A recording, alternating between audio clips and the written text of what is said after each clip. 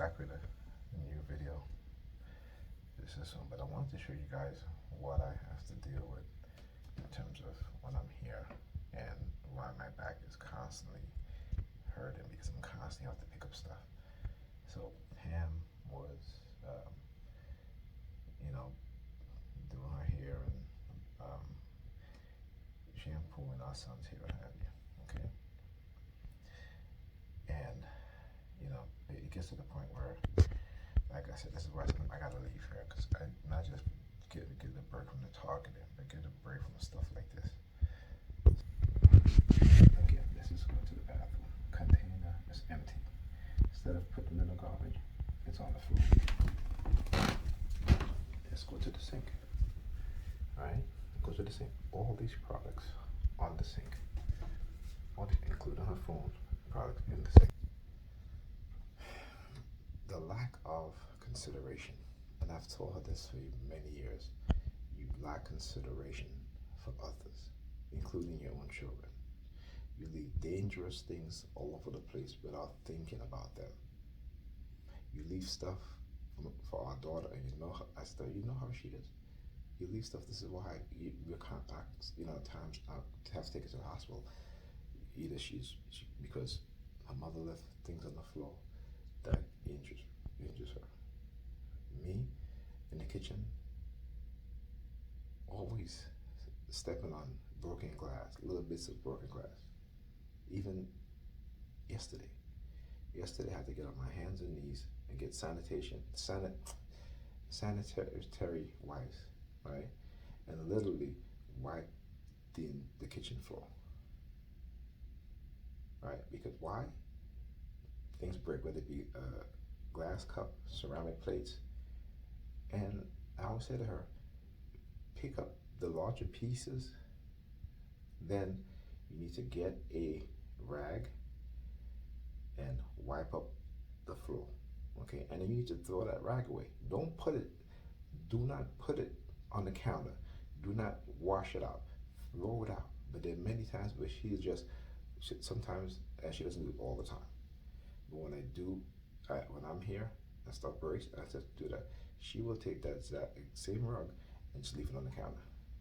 And then I'll go pick it up and I have glass shards in my hands.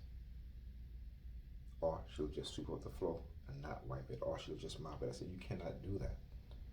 Because then you don't wring out the mop. I do. It's constant. I keep telling her, I said, I don't understand how. I've known you for well over a decade now, and I've constantly tell you about these things. But you have no care. And not last night, Friday night, we got into a bit of an argument. And I told her, I said, you are very selfish. You're a selfish woman. And she was like, I don't care. The reason why? My daughter, Nick, was hurting her. Right? Apparently, in school, she turned her head too fast and pulled her neck muscle. So I'm sleeping. She says to me, well, your daughter's up, she's crying because of her neck. I said, well, go and spend some time with her. Oh, I don't want to do that. I'm not in the mood for all that crying, this and that. I told her, I said, Pamela, you are very, very selfish. Very selfish. I got up Saturday morning, because it's Sunday now. I said, hey, I made the fish cake. I had made bakes the night before. I couldn't do them on the same night, right? Just, my back won't let me do it, right? And then my legs start hurting. So I said to her, I said, look, because I got up early, but I went back to sleep. So I got up around 11 o'clock. The kids got up soon afterwards. And so I asked Ethan, I said, listen, I have to make the fish cake. Do you want breakfast instead? I said, I can make ham and eggs. Do you want that? He was like, yeah. Went in and told Pam, I said, hey, I make ham and eggs. She's like, oh, there's bacon in the fridge. I said, what? I said, I just told you that I made ham and eggs. Oh, there's bacon in the fridge. I said, oh, good for you. I said, then you need to get up and you need to go make the bacon. Okay? I tell her about that stuff. I said, listen, I'm telling you, I said, I made you bacon and eggs. No, sorry, not bacon and eggs, ham and eggs. with waffles in the microwave covered. But you tell me that there's bacon in the oven. I'm like, you really think that you have it like that, right? I mean, like I said, this is how they're conditioning a lot of our sisters to do, or black women to do, and to be. To give them this false sense of empowerment over black men. And like I said, I know they shadow ban my videos. Not a lot of people watch it. I know they threaten people who watch my videos, what have you, or shadow ban them instead, also. But this is what America is. For those thinking that America is some, you know, um, beacon of hope and light, no, it's not. If you're black in America, if they cannot use you to be a gatekeeper, they won't promote you. They'll try to destroy you. That's the reality.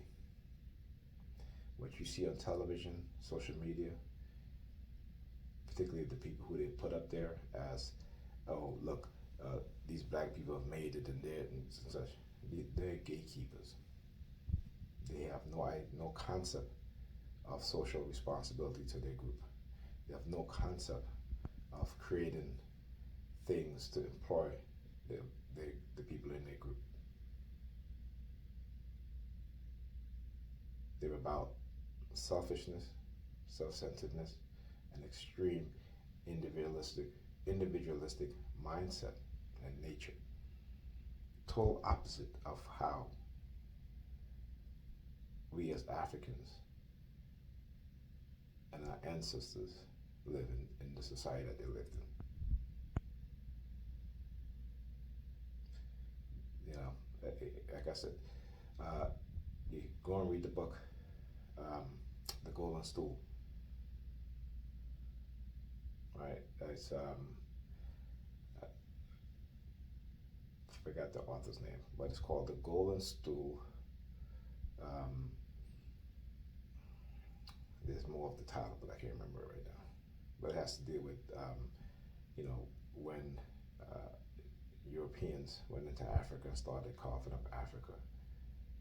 And this was written by a Christian missionary. And I think it was during the I think it was the 17th century or 1800s, something like that. So, you know, what have you. But yeah, go read that book. And then he tells you what they did to the minds of the Africans. Okay? And I would remember this one quote that he said. He said that the Africans have a more humane society in which they treat each other as they treat themselves. They see each other as they see themselves. They believe in this "I am my brother's keeper." And he said that is totally opposite to the highly individualistic mindset of we as Europeans. Okay? And so what they've done is given us the worst part of their mindset and culture and took the best part of ours. This is why the vast majority of us are so dysfunctional, have a dysfunctional mindset, dysfunctional way of thinking, and engage in dysfunctional behavior. And the people who they put on social media, they're rewarded for the dysfunctional behavior. And so when younger generation of black children see that they're being rewarded, then they too will engage in the negative behavior because they've been taught the negative behavior and they've been taught that it's rewarded. But it's not. It's not. It may be rewarded for the very few they put in front of you, but it's not rewarding. It is a psychological trick. It is what they call a mind fuck. Okay? And I've basically turned the older generation into, they've made them silent. while they're destroying the younger generation. It's like, why can't people see this? Why can't black people see this? Anyhow, that's my rant for tonight. We'll not be doing another video tonight. I'll talk to you guys in the next video.